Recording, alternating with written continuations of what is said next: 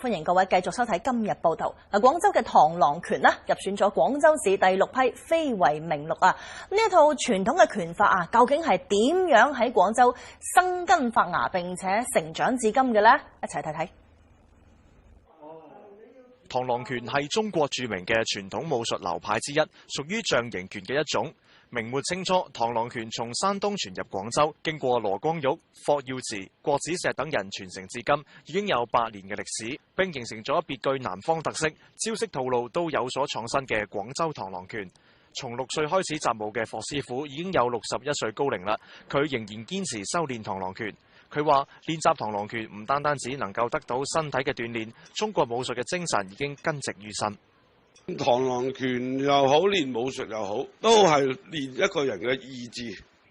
除咗自己練習，霍師傅都會叫上其他分支嘅師傅一齊喺練習當中增進武藝。回憶習武之初，師傅們都吃過唔少嘅苦。即係螳螂拳啦，佢有一種勇於向前嗰種精神。師傅喺度教我，你只要功夫深，鐵杵磨成繡花針，所以任何艱苦，我哋學到功夫都唔驚。本次申遺成功，都讓廣州螳螂拳嘅2種流派梅花同七星重新合作發展，共享拳譜、兵器。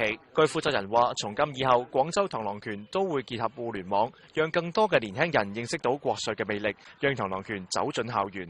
廣州電視實習記者李喬新報導。